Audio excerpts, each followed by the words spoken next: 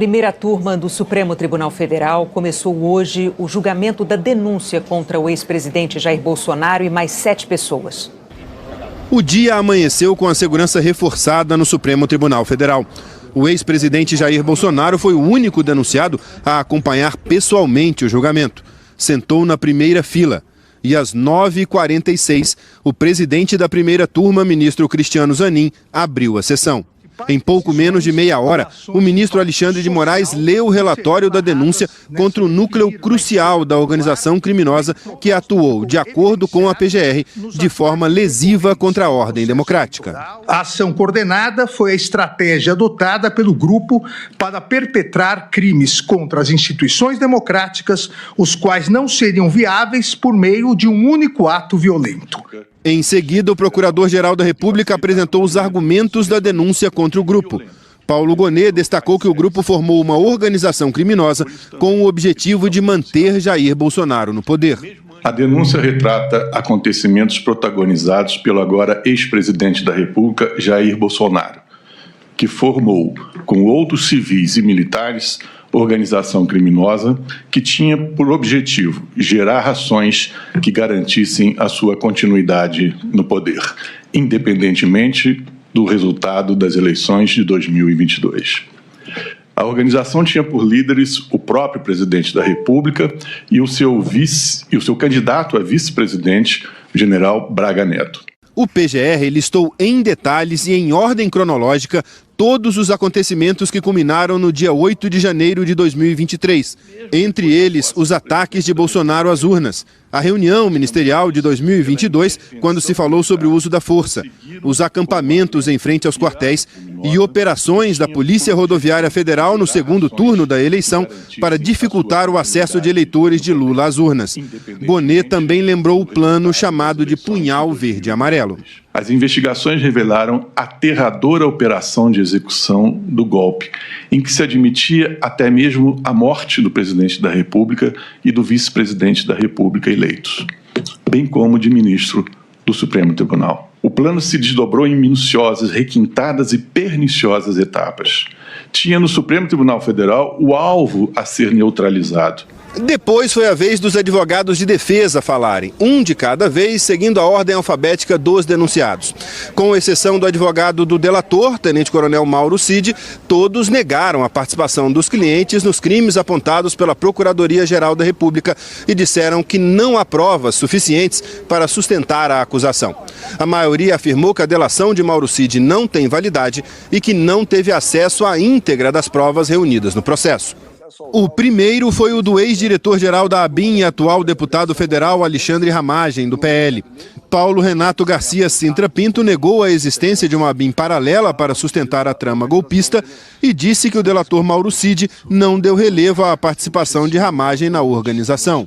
São indícios extremamente tímidos, singelos, da prática de um crime muito grave, da efetiva atuação do denunciado na construção de uma mensagem deletéria às urnas eletrônicas, porque tudo que há na denúncia, com base naquilo que foi colhido pela autoridade policial, são 3 arquivos de texto e nada mais. Depois falou o advogado do almirante Almir Garnier Santos, ex-comandante da Marinha. Demóstenes Torres afirmou que a denúncia não aponta de que forma o almirante teria contribuído para os ataques golpistas de janeiro. Apontou o que seriam contradições da PGR ao responsabilizar o cliente e deixar de fora os ex-comandantes do Exército e da Aeronáutica ao dizer que os 3 estiveram juntos em reuniões e pediu a rejeição da denúncia. Precisa ter um mínimo de lastro probatório, um mínimo. Um fato típico, ele é composto, na teoria mais simples, que é ensinada em todas as faculdades, por uma conduta e um resultado, ainda que seja uma tentativa, mas tem que ter um nexo causal, tem que ter uma ligação, e não há nenhuma ligação, não só nesses crimes, mas nos demais também. O terceiro advogado a falar foi o do ex-ministro da Justiça do governo Bolsonaro, Anderson Torres. Elmar Novak afirmou que a denúncia é inepta e cheia de falsas acusações. A defesa contestou ainda a importância de uma minuta de um decreto de estado de defesa. A chamada minuta golpista foi encontrada na casa de Torres e afirmou que um texto semelhante já circulava pela internet. Há uma minuta totalmente absurda, qualquer um que lê chega a essa conclusão. Uma minuta absurda, apócrifa, encontrada na casa do ex-ministro. Uma minuta que não tem valor jurídico algum, que circulava livremente, inclusive sendo distribuída para diversas autoridades. O advogado do ex-ministro do Gabinete de Segurança Institucional, Augusto Heleno, disse que não há provas contra ele. Matheus Maier Milanês disse que o cliente não visitou os acampamentos nos quartéis e que não há, na delação premiada de Mauro Cid, nenhuma menção à participação de Heleno em planos golpistas. Segundo a defesa, a Procuradoria buscou provas para tentar incluir Augusto Heleno na acusação.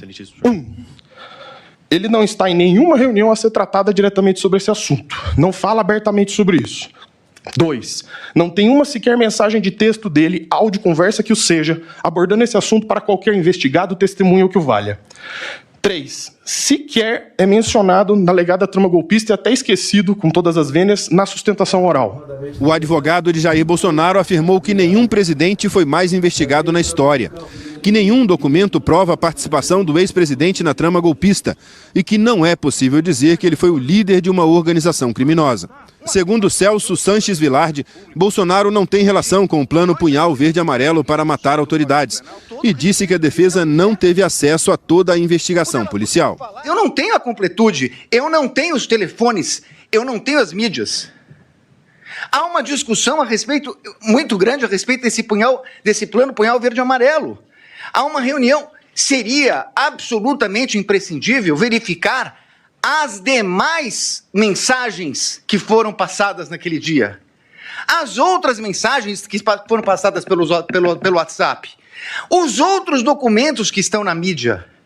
É essa a reclamação da defesa. O que nós temos, e temos tudo que a denúncia citou e tudo que o relatório da Polícia Federal citou, mas esse é o recorte da acusação. Com todo respeito, a defesa tem direito a fazer o seu próprio recorte. O advogado de Bolsonaro questionou a validade da delação de Mauro Cid. Disse que o ex-ajudante de ordens rompeu o acordo e foi chamado a novos depoimentos à Polícia Federal.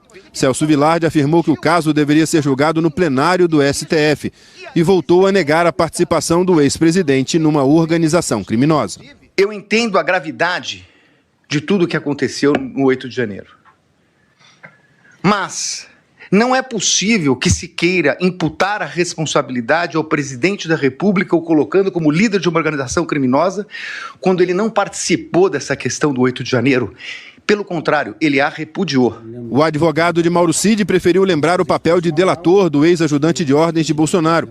César Bittencourt disse que o militar contribuiu para as investigações e que, por isso, o STF não deve receber a denúncia contra ele. E como assessor que foi do presidente, ele tinha conhecimento dos fatos, tinha conhecimento dos aspectos que se desencadearam.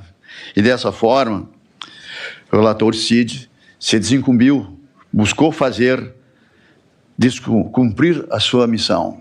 Andreu Fernandes Farias, o advogado do ex-ministro da Defesa, Paulo Sérgio Nogueira, chamou de ilação o trecho da denúncia que trata da reunião do general com os então comandantes das forças no dia 14 de dezembro de 2022, em que, segundo a acusação, Paulo Nogueira pressionou os militares a aderir ao golpe. Como é que ele integrava uma organização criminosa que buscava dar golpe de Estado, abolir violentamente o Estado Democrático de Direito? Como que ele fazia parte, ministro Dino, dessa organização criminosa se ele assessorava o presidente a não fazer nada? Se ele era totalmente contra golpe de Estado? Se ele temia que uma doideira fosse assinada? O último advogado a falar foi o de Braga Neto, candidato a vice na chapa de Bolsonaro à reeleição. Ele está preso desde 14 de dezembro. José Luiz Oliveira Lima afirmou que o general da reserva tem reputação ilibada e que a PGR não apontou elementos sobre qual seria a atuação específica de Braga Neto na trama golpista. Não fiz porque não tem absolutamente nada. Eu quero dizer a Vossas Excelências que Braga Neto não teve qualquer participação, qualquer relação com os fatos. de 8 de janeiro. O colaborador Cid, que mente, e mente muito. Braga Neto não participou da elaboração de qualquer plano que atentasse contra o Estado Democrático de Direito, que atentasse contra a vida de um presidente da República, de um vice-presidente da República e do eminente relator. Braga Neto é inocente. Depois do almoço, os ministros retomaram o julgamento para avaliar 5 pedidos das defesas. Alexandre de Moraes abriu a análise das chamadas preliminares com o pedido de afastamento dele e dos ministros Flávio Dino e Cristiano Zanin. O relator ressaltou que o próprio plenário do Supremo já havia rejeitado a posição das defesas, que consideraram os 3 parciais. Os outros 4 ministros seguiram esse entendimento. Os juízes são imparciais e, a menos que se comprove algum comportamento contrário, que não se tem neste caso, não há por que afastar em nome de uma possível desconfiança de alguém. O ministro, desde o início, comportou-se exatamente no sentido que é dever de todo juiz em qualquer lugar do mundo. Atuar com imparcialidade para garantia dos direitos das partes, assim tem sido feito. Antes de seguir o voto sobre as outras preliminares, Alexandre de Moraes rebateu afirmações de que o STF teria aplicado penas muito pesadas a idosos que participaram do 8 de janeiro. Moraes apresentou um levantamento das condenações e disse que dos quase 500 condenados até agora, só aproximadamente 50 foram de pessoas com mais de 60 anos.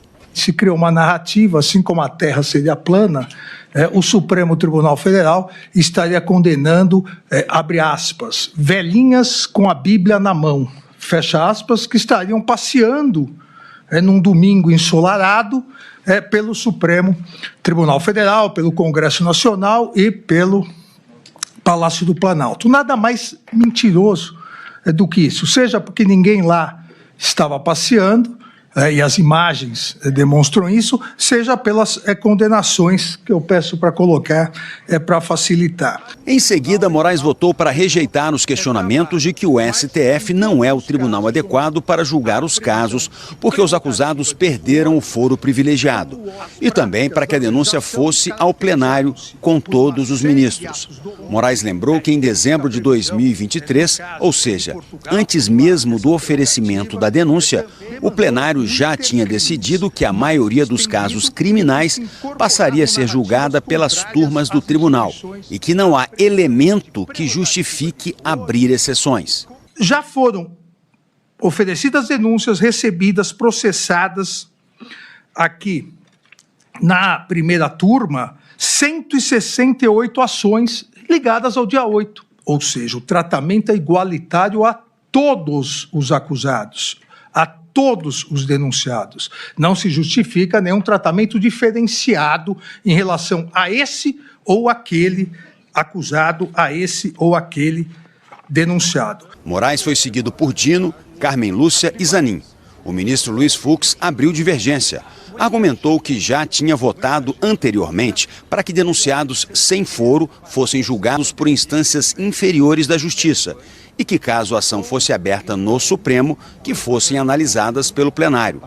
Os ministros também analisaram os pedidos dos advogados de defesa para anular o caso. As defesas alegaram que houve ilegalidade na abertura da investigação e no fatiamento da denúncia em núcleos. Alexandre de Moraes afirmou que os pontos já haviam sido julgados pelo plenário do Supremo, que votou pela legalidade dos procedimentos. O relator rebateu ainda os argumentos de que houve cerceamento de defesa, dificuldade de acesso a documentos e busca ilegal de provas. Moraes foi seguido pelos 4 ministros. Flávio Dino lembrou que, neste momento, o julgamento é somente sobre a aceitação ou não da denúncia e que, progressivamente, as defesas vão ter acesso ao conjunto de elementos probatórios. A defesa deve, com plena paridade de armas, ter acesso cada vez maior, progressivamente, ao conjunto de elementos. Nesse instante, nós estamos, sim, analisando fragmentos de realidade que marcam a proposta do Ministério Público.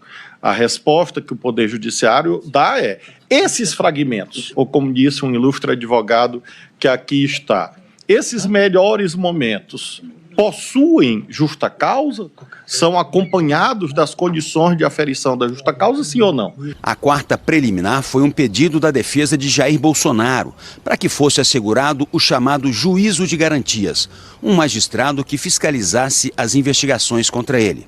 Moraes votou contra, afirmando que o próprio Supremo já decidiu que o juiz de garantias não deve ser aplicado nos processos conduzidos pelo tribunal. O relator foi seguido pelos demais ministros da primeira turma. Os advogados de defesa também pediram a anulação da delação premiada de Mauro Cid.